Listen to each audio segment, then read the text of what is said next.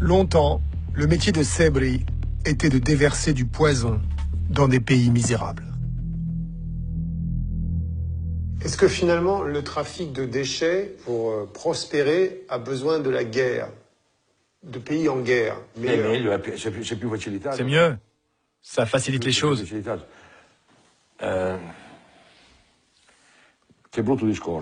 C'est cynique, mais c'est comme ça. On a déjà rempli la moitié de l'Italie. Imaginez une map monde à l'ancienne. On a des petits drapeaux. L'Italie, elle est pleine. De Naples vers le bas. Qu'est-ce qui manque? L'Afrique.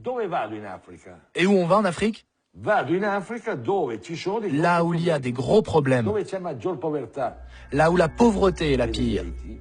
On va à Haïti, en Somalie, là où il y a des problèmes politiques majeurs. C'est seulement une question de business. Et c'est tout. La vie humaine, ça n'a aucune importance.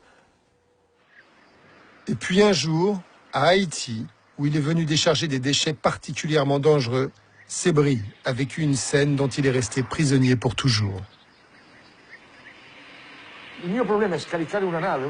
Mon problème, c'est de décharger le bateau. Je suis coincé au port et ça coûte presque 2 millions de lire par jour d'être hacké. C'est cher.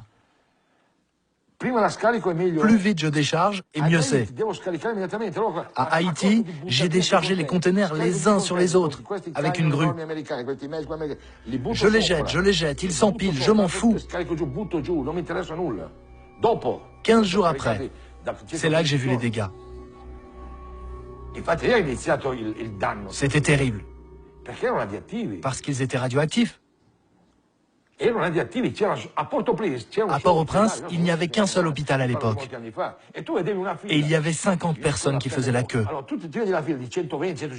Je t'en parle, j'en ai la chair de poule. Il y avait des femmes et des enfants. Les gosses, ils avaient des cloques sur la peau, pleines d'eau. Et les femmes, leurs cheveux tombaient tout seuls. Des femmes qui perdaient du sang, on ne sait par quel trou. Pardonnez l'expression.